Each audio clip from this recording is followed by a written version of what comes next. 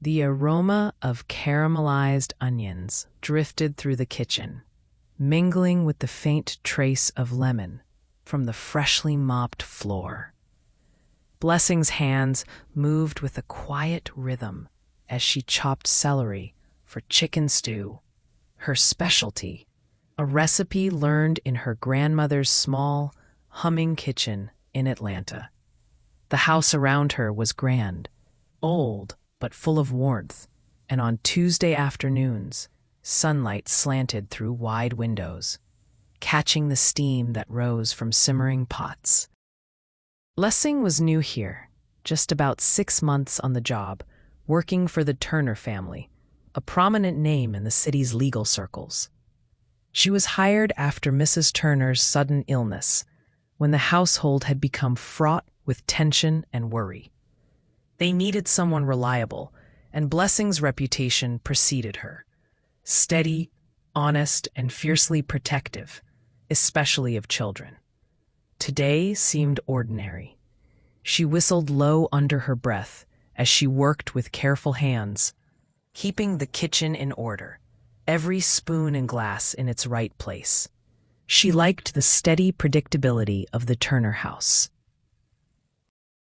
The marble counters and bright copper pots reminded her that here, order reigned. From the adjoining hallway came the gentle sound of muted jazz. The Turners loved music, but it was their 8-year-old daughter, Emmy, who always wandered to the kitchen when she felt lonely or scared. Blessing had noticed this early on, and today she wasn't surprised to see the small, wiry shadow appearing at the doorway. "Hey, Emmy girl," Blessing greeted kindly, seeing the child hover near the corner with a book clutched to her chest. Her curls were a little wild from running outside. Emmy's big brown eyes darted to Blessing, hopeful, with a shy smile. "Can I sit with you?" Emmy asked, her voice soft, almost trembling. "Of course, honey." Blessing pulled out a stool near the kitchen island, patting the seat. Emmy climbed up and sat, placing her book on her lap. Blessing had learned, in her short time here, that Emmy was a sensitive child. Her asthma was unpredictable, and anxiety sometimes made it worse.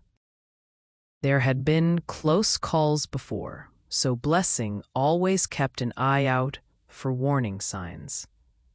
Restlessness, labored breaths, the sound of paper crinkling under Emmy's fingers as she clutched her book too tightly.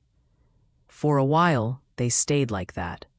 Blessing worked, Emmy read, and the music played on. The sun shifted, painting patterns on the floor. But then Blessing noticed a change. Emmy was breathing faster, almost noisily. She had curled up tighter, shoulders hunched, one hand pressed awkwardly to her chest. Her lips looked pale, and small, wheezing sounds came with each breath. Blessing's heart skipped. She recognized these symptoms instantly, the beginnings of an asthma attack. She put down her knife and turned to Emmy, her voice gentle but urgent. "Hey, sugar, are you all right?" Emmy shook her head minutely, eyes wide, panic setting in. Blessing reacted without hesitation. She knelt next to the child, rested a palm lightly against Emmy's back. The girl was trembling now, breaths coming shallow and short. "Emmy, where's your inhaler?" she asked. She'd seen the blue medical bag before, usually tucked in Emmy's backpack. A precaution, Mrs. Turner had said. Emmy pointed a shaky finger at her backpack hanging on the kitchen chair. Blessing moved fast, retrieving the bag with practiced speed, unzipping it, and finding the inhaler. She knelt down, keeping her own breathing calm to avoid frightening Emmy further. "It's okay, baby. We're going to breathe together. Ready?" Blessing said, voice soothing like a lullaby. Emmy nodded weakly, and Blessing situated the inhaler, pressing once, then again. Emmy took small, ragged breaths, desperate but trying to follow Blessing's instructions. "That's it, sweet girl, nice and slow," Blessing coaxed, holding Emmy steady, making sure the medicine went where it needed to. After a minute, the color started coming back to Emmy's cheeks. Her breathing evened out, the wheezing lessened, and her grip on her book loosened. She looked up at Blessing, eyes wet with relief. "Thank you," she whispered. Just then, heavy footsteps echoed through the hallway. The kitchen door swung open, and Mr. Turner strode in, a tall, serious man with a lawyer's presence and concern etched deep in his brow. He stopped short at the scene, Emmy cradled in Blessing's arms, inhaler in hand, eyes full of unshed tears. For a moment, nobody spoke. Mr. Turner stared at them, the panic rising in his eyes. "What happened?" His voice was tight, fear barely under control. Blessing straightened, but didn't let go of Emmy. She explained, her voice steady. She had an asthma attack. I helped her with her inhaler. Subscribe and hit like. Our powerful stories add years to your life. Join our Story Lovers Club and let us know in the comments. Where are you listening from, Mr. Turner crossed the room in 3 long strides, swept Emmy into his arms, hugging her tight. Blessing watched, silent, remembering every time she'd helped her own brother with the same crisis. After a long pause, Mr. Turner turned to Blessing. His eyes were watery and grateful. "Thank you," he said simply, but with weight that spoke volumes. And in that moment, Blessing felt something shift in the house, the new measure of trust, woven from crisis and care. Later that evening, the scent of chicken stew filled the Turner home, calming raw nerves.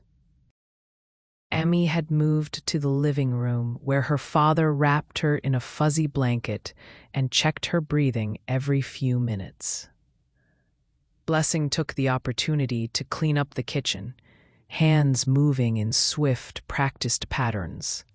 She wiped the countertops, set the soup to a low simmer, and glanced through the doorway to make sure Emmy was all right.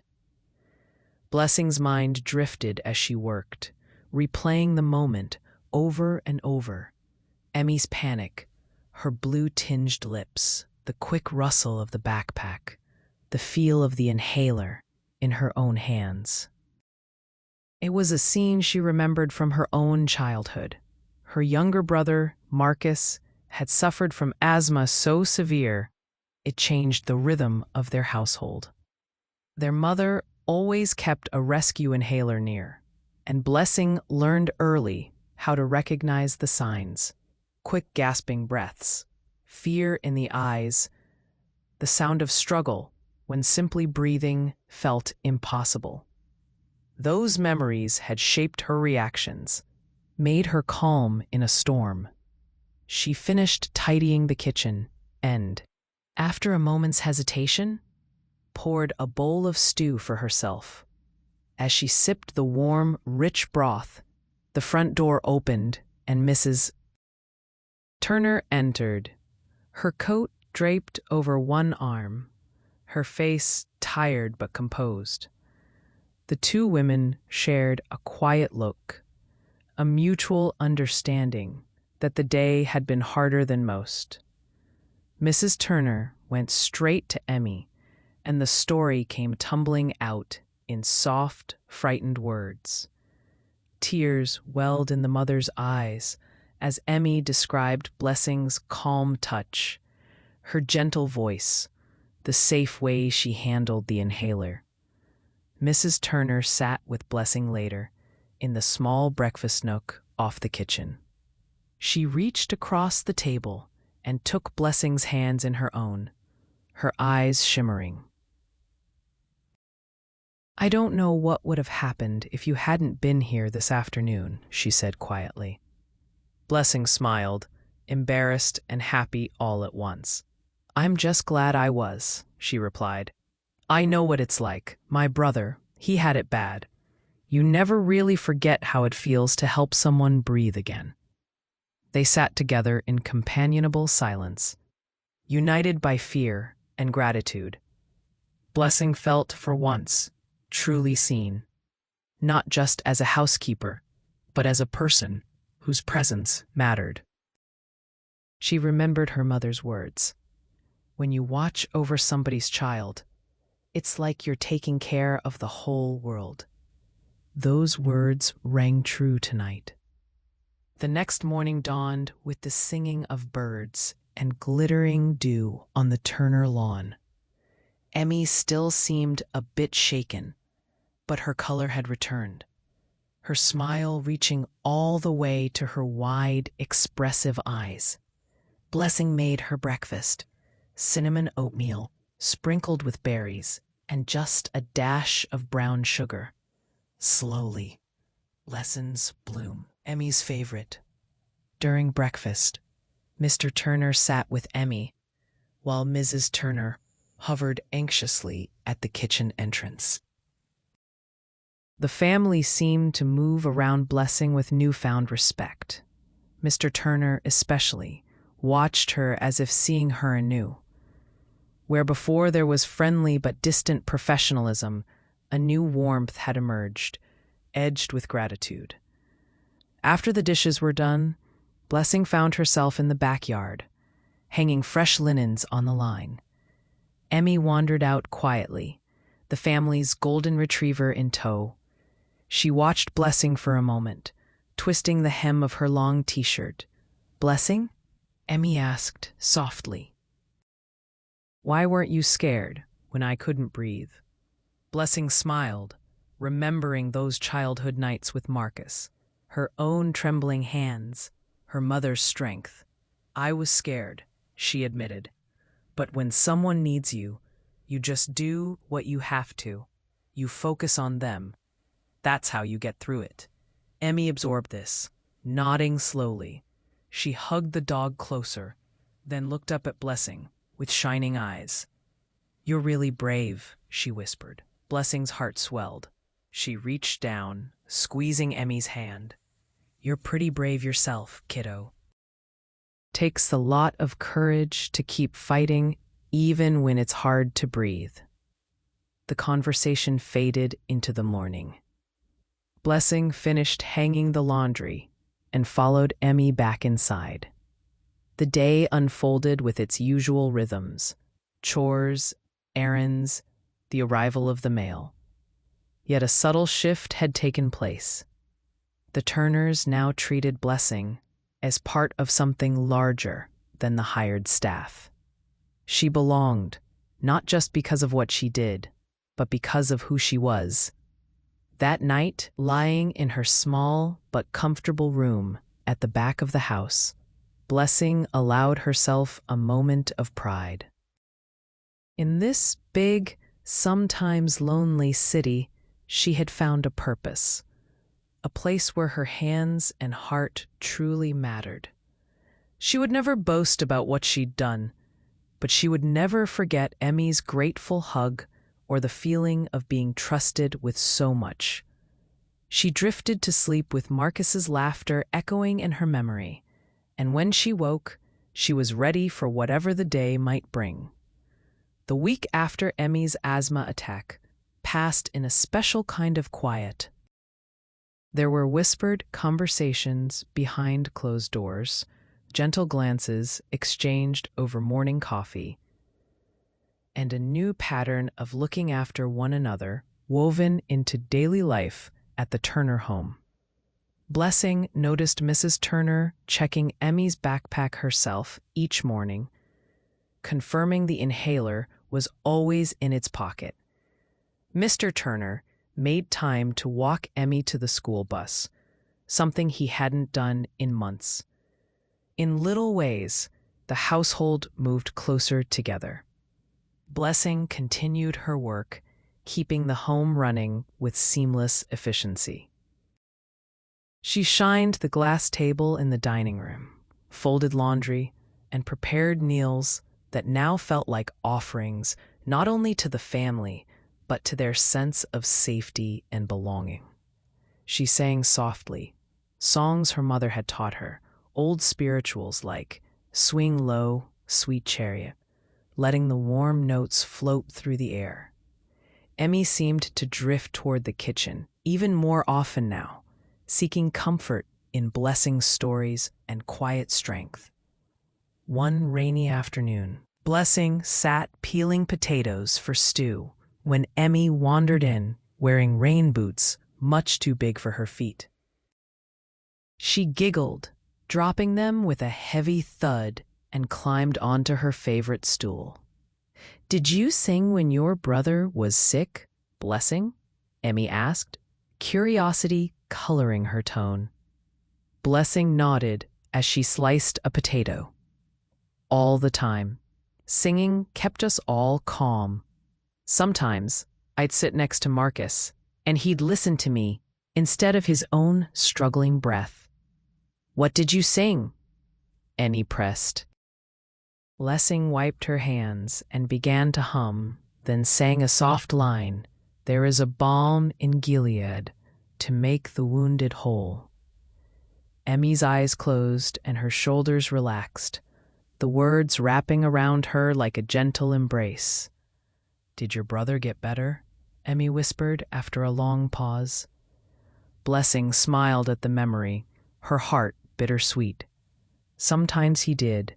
Sometimes, when it was really bad, he'd spend a night at the hospital. But he was strong, and we all kept him close. Emmy pondered this.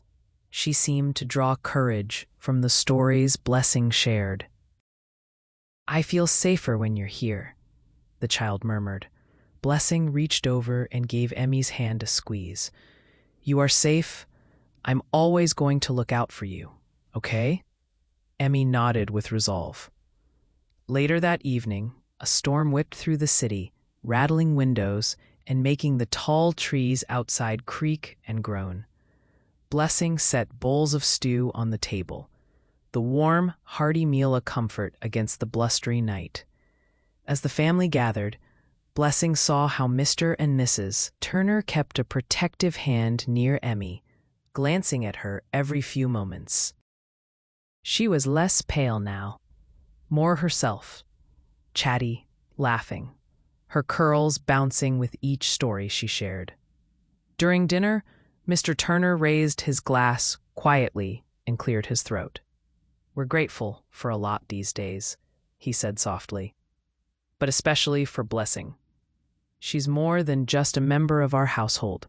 She's a blessing to us all, truly." Mrs. Turner joined in, her voice gentle. "Thank you, Blessing, for everything." Blessing's cheeks heated, and she ducked her head. That's what community does. We take care of each other. After dinner, Blessing helped Emmy into bed, reading stories until the girl's eyes drooped. Emmy reached for Blessing's hand and squeezed it. "Good night, Blessing," she whispered. "Don't leave. I'll be right downstairs if you need me," Blessing assured her. She turned out the lights and tiptoed away, the storm quieting into the soft patter of rain against the window. Downstairs, Blessing sat with a notebook in her lap, writing emails to her own family back home in Georgia. She told them about Emmy, about the feeling of belonging that had come so unexpectedly, how saving Emmy hadn't just built trust with the Turners, but had also reminded her of the power in small acts of care. She wrote of hope, of the way bonds were grown even in the midst of crisis. The Turner house slept easily that night, wrapped in restored peace. The next month passed with its own gentle rhythm. Emmy grew stronger, her asthma managed with new routines and fresh caution. Blessing taught her breathing exercises, the same ones Marcus had used years ago, making it into a game with prizes for each successful, slow breath. Emmy took to it eagerly, proud of her progress. Her parents watched, grateful, never missing a lesson. Blessing felt a shift within herself, too. Her confidence grew. She no longer moved as quietly around the house, but took up her space. On her days off, she volunteered at the local community center, helping other families with children who struggled with asthma and similar challenges. She told her story, listened to others, and shared what she knew about courage and care. At the Turner household, Blessing became a legend of sorts. Neighborhood children called her Miss Blessing, coming by after school for cookies and stories. Emmy invited friends to visit, her own story retold in whispers of the time Blessing saved me. Mr. and Mrs. Turner, once formal and polite, began asking Blessing to join them at family outings and celebrations. Trust had deepened. The family no longer saw Blessing only as staff. They saw her as kin. With each passing week, Blessing's role in the Turner household evolved. The boundaries between employer and employee blurred, replaced by bonds formed in small, everyday moments. Blessing began helping Emmy with her reading, patiently listening as she struggled with tricky words, celebrating each success. She joined the family for board games after dinner, her laughter mingling with theirs, filling the home with warmth. On weekends, the Turners invited Blessing to join them at local events, picnics in the park, church services, even the Saturday flea market. At first, Blessing hesitated. She was used to a certain distance, a professionalism that defined her previous jobs. But Emmy's pleading smile and Mrs. Turner's gentle encouragement soon wore down her reservations. By the third weekend, Blessing found herself at the edge of the river, watching Emmy toss bread to ducklings and listening to Mr. Turner describe his childhood fishing trips. It was during these moments that Blessing noticed something important. The Turners were changing too. Mr. Turner, once reserved and brisk, now listened with genuine interest as Blessing recounted stories of growing up in Atlanta, of her mother's garden and her grandmother's famous peach cobbler. Mrs. Turner shared anecdotes from her own childhood in Chicago, and the two women laughed at similarities and marveled at differences. Occasionally, Blessing would spot neighbors glancing their way, some with surprised expressions, unused to seeing an African-American woman included so naturally in the family's outings. The Turners didn't seem to notice, or perhaps they noticed and simply didn't care. One morning, Blessing found Emmy in the living room, surrounded by pastel crayons and drawings. She was sketching a picture of the kitchen, complete with a smiling Blessing serving soup, steam rising from the bowl. At the top, Emmy wrote, "My hero." Blessing's eyes filled with tears when she saw it. "Why am I your hero, Emmy?" she asked, settling beside her on the rug. Emmy shrugged, blushing. "Because you help me breathe and you listen. You always make sure I'm safe." Blessing pulled Emmy into a hug. "You're my hero, too." Emmy looked up, surprised. "Why?" "Because you keep trying, even when it's hard. You're strong and brave. That's heroic." Emmy giggled, holding tight. The artwork found its way onto the refrigerator. a daily reminder of their bond. One afternoon, while preparing Sunday dinner, Blessing received a call from her mother. They chatted about family news, but as the conversation closed, her mother's voice turned serious. "You've made a difference there, haven't you, child?" Blessing paused, her mind filled with images of Emmy smiling, the family's laughter, the kitchen's comforting hum. "I think I have, Mama."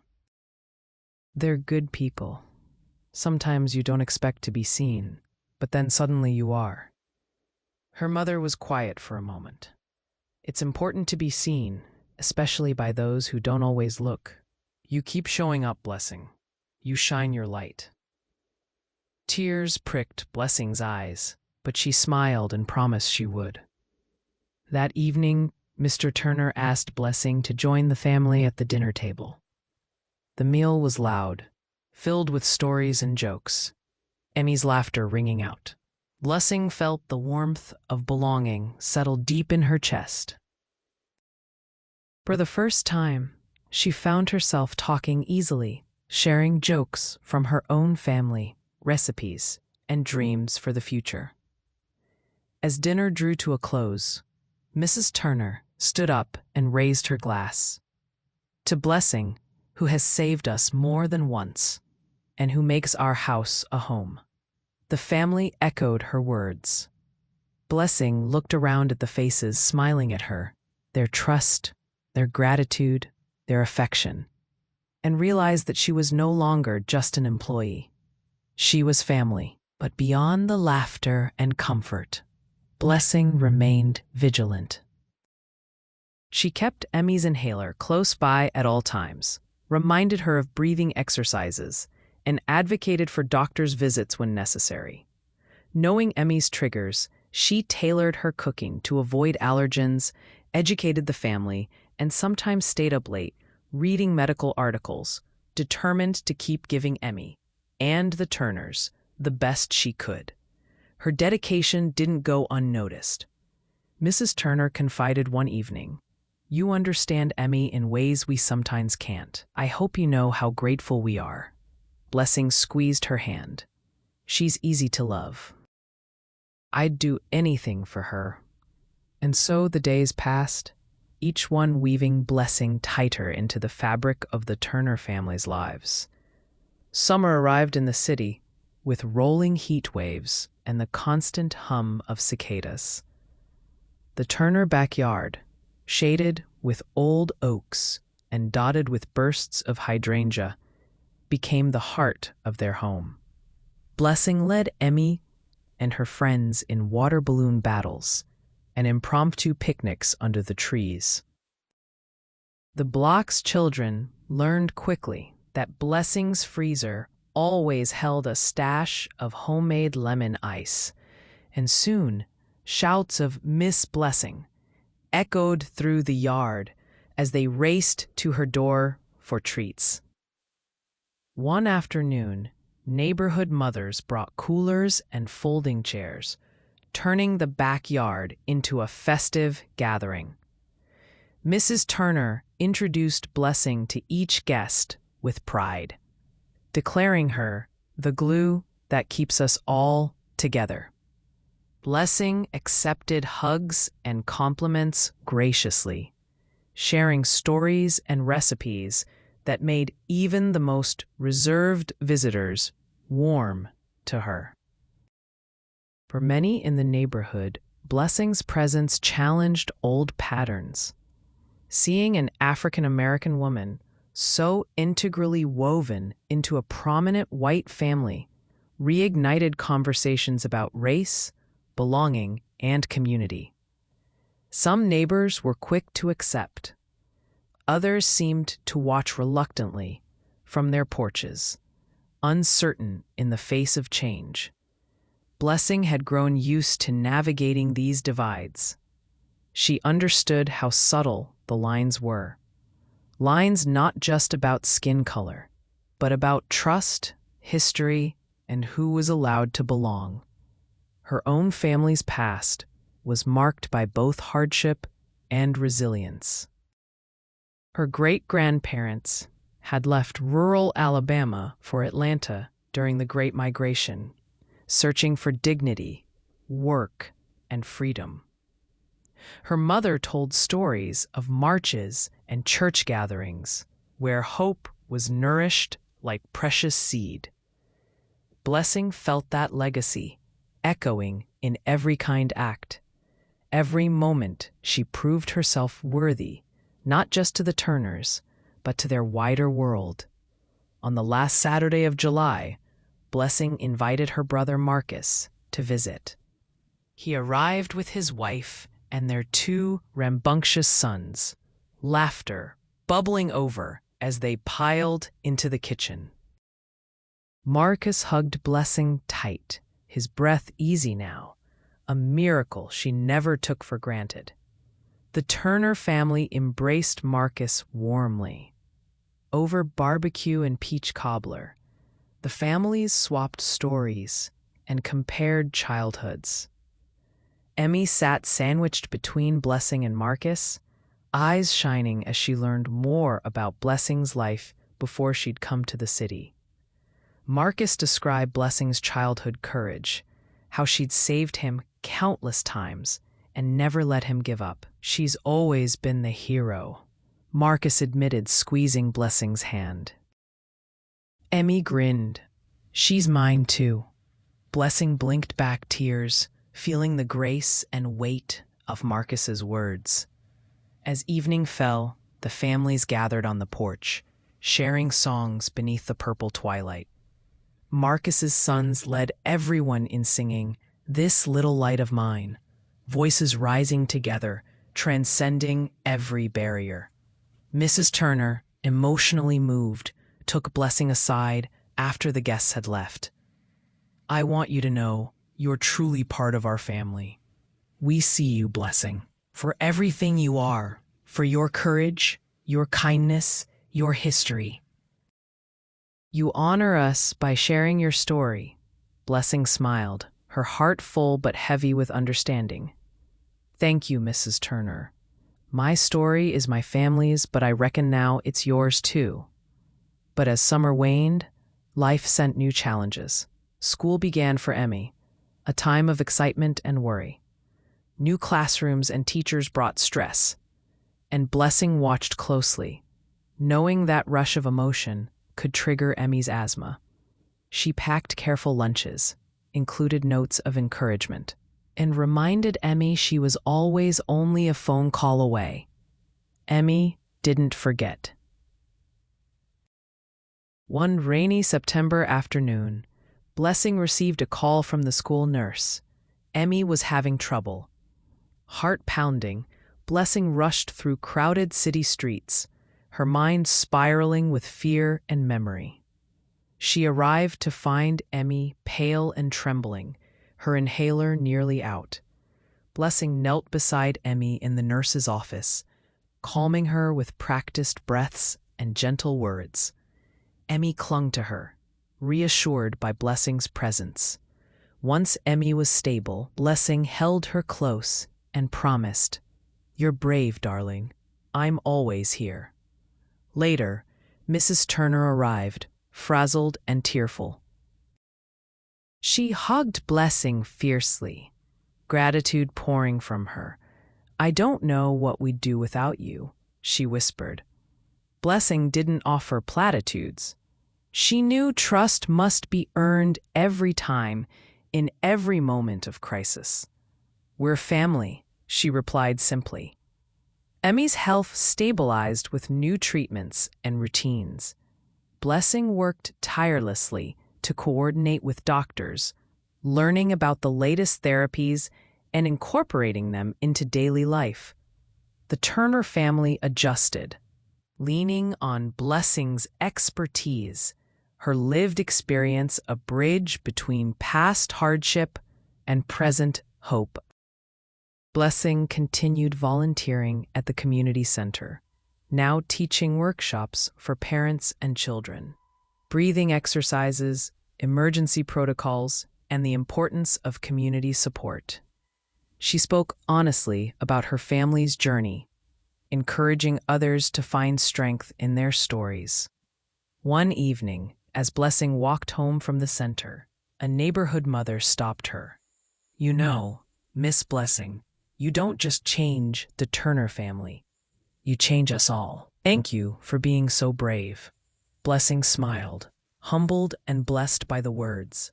"Bravery's a gift we all share," she replied. "Sometimes it just needs a little light." As fall winds danced through the city, Blessing knew her place in the Turner family and the wider world was anchored now, not by necessity, but by love and history.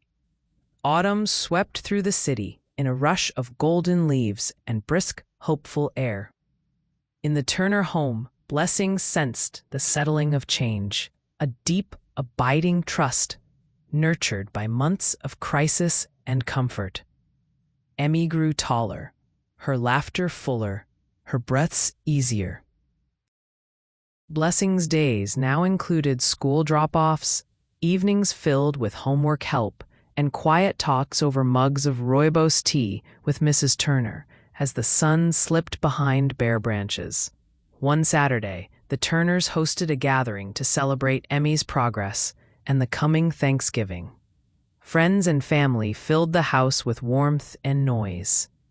Mrs. Turner made a toast that echoed through the crowd, her voice clear. "This year, our greatest gift is the people who show up and care.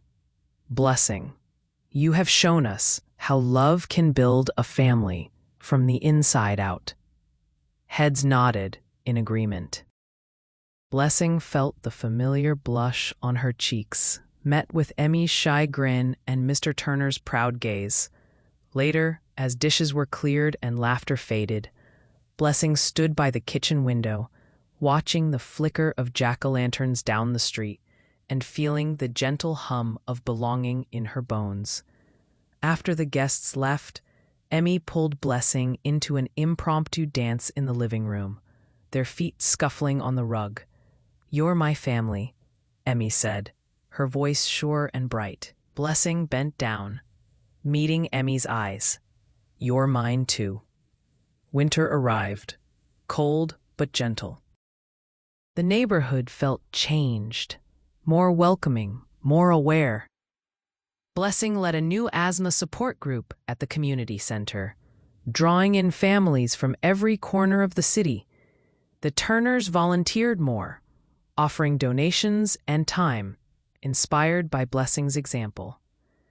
Even the neighbors who had once watched from their porches now smiled, greeting Blessing with appreciative nods as she walked Emmy to the bus on frosty mornings. One evening, Blessing received a letter from her mother back in Atlanta. Inside, there was a photograph of Blessing as a child, holding Marcus's hand, smiling at the camera's uncertain future. Beneath it, her mother had written, "Your light reaches us all." Blessing pressed the photo to her heart, tears warming her cheeks. And as the year wound down, Blessing reflected on what she'd built. Not just comfort, but connection. She understood now that families weren't enclosed by blood or borders. Families were forged in patience, in courage. Lessons bloom, and in the faith that showing up for each other could change everything. On New Year's Eve, the Turners gathered in the living room, their hands entwined. Blessing raised her cup with theirs. "To new beginnings," she said. "To breathing easy. To being seen." And together, surrounded by the light they'd kindled, the family stepped forward into a gentle promise of the coming year.